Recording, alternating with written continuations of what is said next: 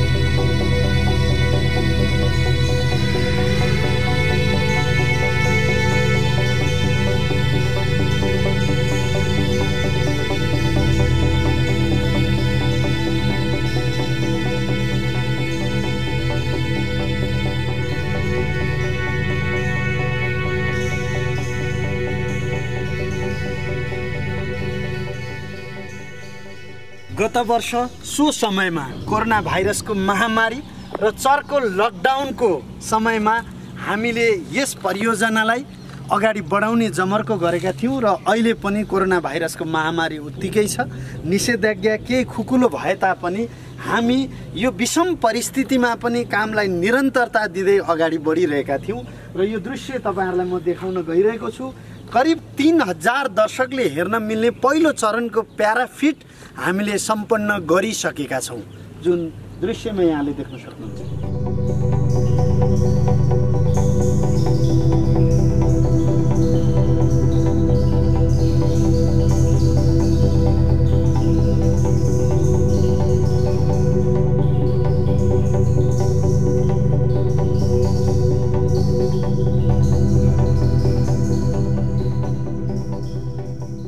यो स्ट्यान्ड ए अन्तर्गतको प्रवेशद्वार हो। यो रङ्गशालाभित्र दर्शकहरूका लागि 6वटा प्रवेशद्वारहरू रहेका छन् र म यो जानकारी गराउन चाहन्छु यो रङ्गशाला खेल हेर्ने र खेल खेलाउने रङ्गशाला मात्र नभएर एउटा सांस्कृतिक रङ्गशालाको हिसाबमा यसको डिजाइन गरिएको छ र सोही अनुरूप निर्माणको कार्य अगाडि बढिरहेको छ। यसभित्र सिङ्गो देश नेपाल हेर्न सकिन्छ, जस अन्तर्गत 77वटै जिल्लाका 77वटै कक्षहरू निर्माण हुनेछन् र 7वटै प्रदेशको प्रतिनिधित्व स्वरूप 7वटा फरक फरक ब्लकहरू बन्नेछन्। विश्वको एउटा बेग्लै प्रकारको पहिचान बोकेको मौलिक रङ्गशाला, नेपालीपन झल्किने, नेपाली वास्तुकलाले भरिपूर्ण रङ्गशालाको हिसाबमा यसको डिजाइन गरिएको छ र सोही अनुरूप निर्माणको कार्य अगाडि बढिरहेको छ। जहाँ म अहिले उभिएको छु यो ठाउँ निर्माण गर्नका लागि मध्य बर्खा सुरु भएको थियो गत वर्ष। त्यतिखेर निकै धेरै कठिनको सामना हामीले गर्नु परेको थियो, जुन दृश्य यहाँहरूका लागि।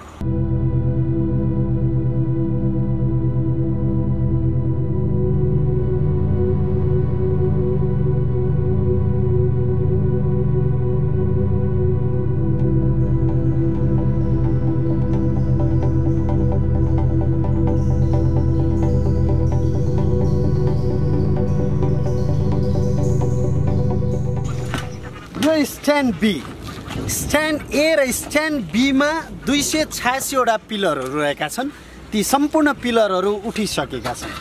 गत वर्ष भदौको 21 गतेबाट स्ट्यान्ड बीको निर्माण कार्यलाई हामीले अगाडि बढाएका थियौँ। अहिले यो अवस्थामा आइपुगिरहँदाखेरि त्यतिखेर यो जमिन जहाँ समुद्र जस्तै थियो, दलदले जमिन र पानी नै पानीको दहलाई हामीले नियन्त्रणमा लिँदै यो अवस्थासम्म पुगेका छौँ, जुन दृश्य यहाँहरूका लागि।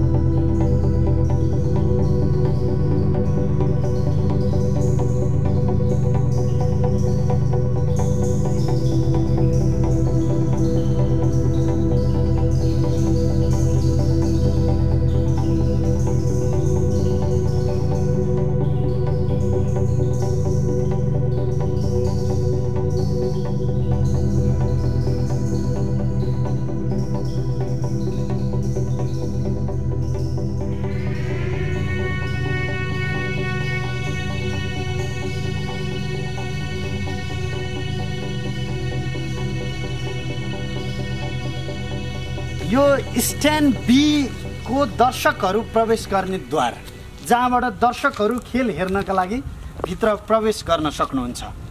अहिले यो चरणमा पुगेको छ भने हिजोको दिनमा हामीले यो निर्माणको कार्यलाई अगाडि बढाइरहँदाखेरि करिब 20-25वटा पम्प सिटहरूले 24 घण्टा पानी बाहिर फालेर मात्रै निर्माणको कार्यलाई अगाडि बढाउन सकिने अवस्था थियो। एक त यो जमिन सिमसार क्षेत्र घोल एरिया, त्यसले गर्दाखेरि निर्माणको कार्यलाई अगाडि बढाउनका लागि निकै धेरै कठिन भएको थियो, जुन दृश्य यहाँहरू समक्ष।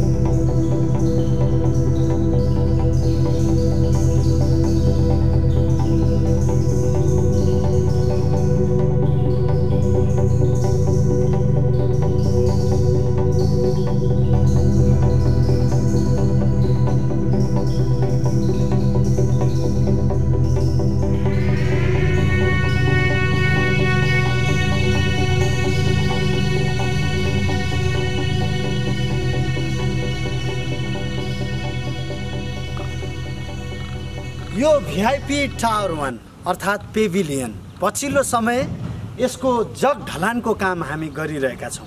अधिकांश जगहरूको ढलान त भइसकेको छ भने दुईटा जगको ढलान हुन बाँकी छ, जहाँ एउटै जगमा 300 घनमिटर कङ्क्रिट खपत हुन्छ। यसभित्र करिब 4वटा लिफ्टहरू रहेका छन्। यसको कार्य यो अवधिमा हामी निरन्तर अगाडि बढाइरहेका छौँ।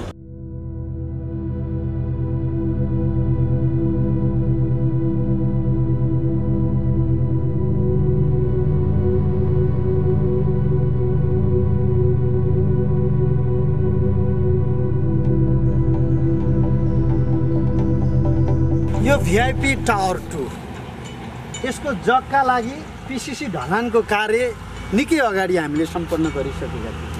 अहिले धमाधम जग हाल्नका लागि डन्डी बुन्ने काम भइरहेको छ। परिस्थिति जटिल नभइदिएको भए यसको कार्य पनि लगभग सम्पन्न भइसक्थ्यो होला यतिन्जेलसम्म। तथापि जति भएको छ एउटा सन्तुष्टिको कार्य भएको छ भन्ने कुरामा हामी ढुक्क छौँ।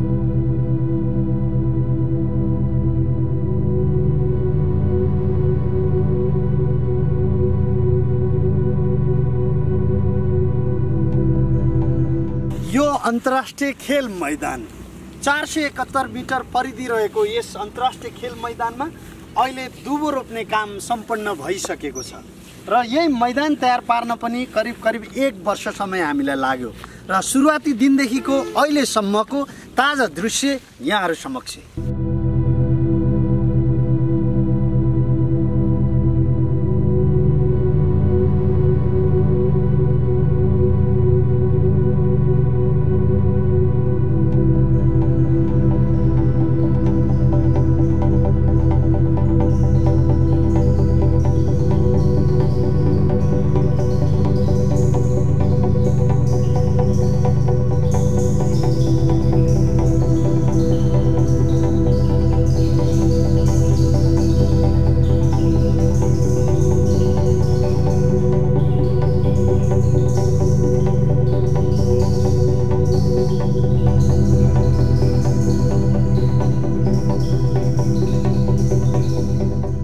गौतम बुद्ध अन्तर्राष्ट्रिय क्रिकेट रङ्गशाला एउटा बहुउद्देश्य रङ्गशाला हो, जहाँ 22वटा महत्त्वपूर्ण विधाका खेलहरू खेल्न मिल्ने मास्टर प्लान तयार भएको छ र सोही मास्टर प्लान अन्तर्गत जहाँ मैले अहिले यहाँहरूलाई देखाइरहेको छु, यहाँ football, volleyball, basketball, swimming pool, cover hall गरी विभिन्न विधाका खेलहरू खेल्न मिल्ने संरचना बनाउने एरिया हो यो।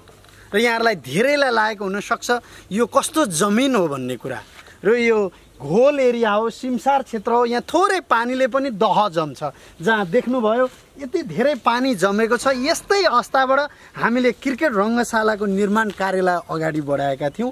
अहिले पुर्दा निकै धेरै माथि आएको छ। मैले अघि सुरुवातीमा पनि भनिसकेँ, लगभग 5 मिटर हाइटमा हामी आइसकेका छौँ र यही अवस्थाबाट हामीले त्यो क्रिकेट रङ्गशालालाई पनि अगाडि बढाएका थियौँ। यो प्र्याक्टिस पिच निर्माणको लागि हामी जमिन पुरिरहेका छौँ। यसको सुरुवाती जमिन त्यस्तै थियो, जहाँ पर दृश्यमा तपाईँहरूले देखिरहनु भएको छ। त्यही अवस्थाबाट पुर्दै हामी यो चरणमा पुगेका छौँ र यो ठाउँमा 9वटा पिच बन्ने छन्, जसका लागि हामी अहिले धमाधम पुर्ने काम गरिरहेका छौँ।